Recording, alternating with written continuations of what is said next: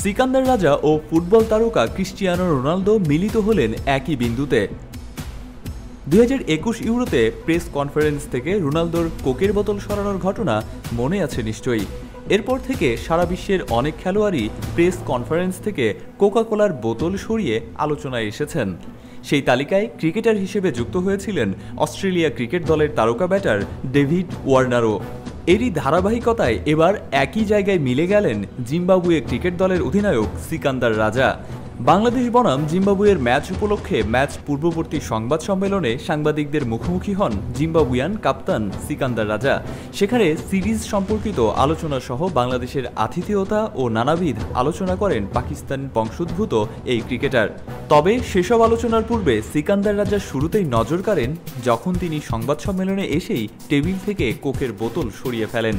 Cristiano Ronaldo কিংবা David Warner যদিও athletics মনোভাব থেকেই এমন কাজ করেছিলেন, অর্থাৎ কোক যে মানুষের শরীরের জন্য ক্ষতিকর ঠিক সেই দিক থেকেই হয়তো তারা কোকের বোতল সরিয়ে নিয়ে সাধারণ দর্শকদের একটা বার্তা দিতে চেয়েছিলেন। খেলোয়াড়দের এমন ঘটনা এটাই প্রথমবার নয়। বিশ্বব্যাপী স্পোর্টস পার্সনদের অনেকেই নানান সময়ে সাধারণ দর্শকদের বিভিন্নভাবে বার্তা দেওয়ার চেষ্টা করে গেছেন। বেশিরভাগ সময়ই সাধারণত তা দেশ, ধর্ম, মানবিকতা, অসাম্প্রদায়িকতা, ভ্রাতৃত্ব ও বিভিন্ন স্বাস্থ্য সচেতনতামূলক হয়ে থাকে।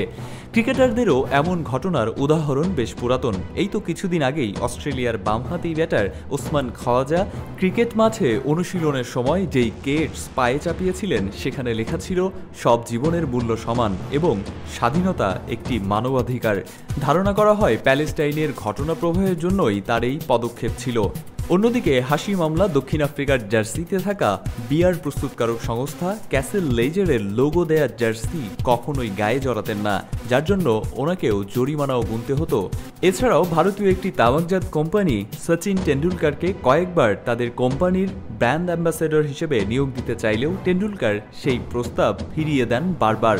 1996 সালে সেই সংস্থা চেয়েছিল সচিন তার ব্যাটে কোম্পানির লোগো ব্যবহার করুক, কিন্তু সচিন তাতে সাড়া দেননি। স্পোর্টসম্যানশিপ বলতে আমরা সবাই ভালো গুণের চর্চাই বুঝি, আর ক্রিস্টিয়ানো রোনালদো থেকে শুরু করে সচিন, ওয়ার্নার, খাওয়াজারা সেটাকে কাজে পরিণত করে সেই ভালো গুণের চর্চা কিভাবে করতে হয় সেটার উদাহরণ রেখে যান বারবার।